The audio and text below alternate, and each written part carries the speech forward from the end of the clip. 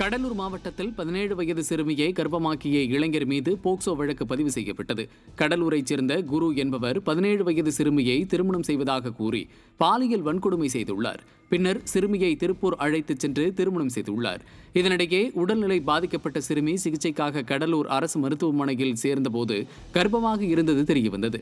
இதையடுத்து போக்சோ மற்றும் குழந்தை திருமண தடை சட்டத்தின் கீழ் குரு மற்றும் அவரது பெற்றோர் உட்பட 5 பேர் மீது வழக்கு பதிவு செய்யப்பட்டுள்ளது. இந்நிலையில் குற்றம் சாட்டப்பட்டவர்கள் தலைமறைவானார்கள். பெண்கள் மற்றும் குழந்தைகளின் பாதுகாப்பினை உறுதி செய்ய ஸ்டாலின் அரசு தவறியுள்ளதாக பொதுமக்கள் குற்றம் சாட்டுகின்றனர். சேலம் மாவட்டத்தைச் சேர்ந்த மாணவியை ஆபாசமாக வீடியோ எடுத்து மிரட்டிய இளைஞர்கள் போக்சோ வழக்கில் சிக்கினர். பனமரத்துப்பட்டி பகுதியைச் சேர்ந்த 12ஆம் வகுப்பு மாணவியிடம் இன்ஸ்டாகிராம் மூலம் பழகி கட்டாயப்படுத்தி ஆபாச வீடியோ எடுத்து அதை நண்பனுக்கு அனுப்பி வைத்து இருவரும் மிரட்டியுள்ளனர். இதனையடுத்து மாணவியின் பெற்றோர் அளித்த புகாரின் பேரில் பள்ளி மாணவியை மிரட்டிய சென்னையைச் சேர்ந்த கிஷோர், அப்துல் முகமது அலி ஆகிய இருவர் சிக்கினர். அவர்கள் மீது போக்சோ உள்ளிட்ட 5 வழக்குகள் பதிவு செய்யப்பட்டது. ஸ்டாலின் அரசு பாலியல் குற்றவாளிகள் மீது முறையான நடவடிக்கைகளை எடுக்காததால் பாலியல் குற்றங்கள் அதிகரித்துள்ளதாக பொதுமக்கள் குற்றம் சாட்டுகின்றனர்.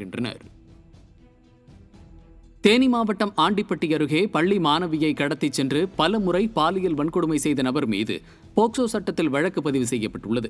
மயிலாடும்பாறை பகுதியைச் சேர்ந்த சிலம்பரசன் என்பவர் தனது மனைவியின் தங்கையான 16 வயது சிறுமிக்கு உடல்நிலை சரியில்லாததால் அவரை மருத்துவமனைக்கு அழைத்துச் செல்வதாக கூறி மதுரைக்கு அழைத்துச் சென்று தனியார் விடுதியில் பல முறை சிறுமியை பாலியல் வன்கொடுமை செய்ததாக தெரிகிறது.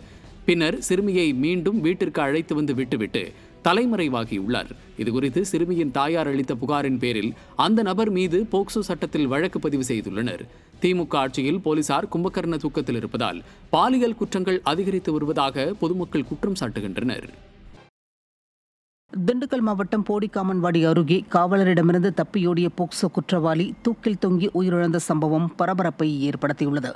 போடிக்காமன்வாடி பகுதியைச் சேர்ந்த ராமு என்ற இளைஞர் மீது கடந்த ஜனவரி மாதம் 13 வயது சிறுமிக்கு பாலியல் தொல்லை கொடுத்ததாக போக்சோ வழக்கு பதிவு செய்யப்பட்டு சிறையில் அடைக்கப்பட்டார். இதனையடுத்து கடந்த 23ஆம் தேதி நீதிமன்றத்தில் ஆஜர்படுத்த அழைத்து சென்றபோது காவலர்களிடமிருந்து தப்பியோடினார். இந்நிலையில் போடிக்காமன்வாடி பகுதியில் உள்ள ஒரு தோட்டத்தில் தூக்கில் தொங்கியவாறு பிணமாக கிடந்தார். காவலரிடமிருந்து தப்பிய குற்றவாளி தற்கொலை செய்து கொண்ட சம்பவம் அப்பகுதியில் பரபரப்பை ஏற்படுத்தியுள்ளது.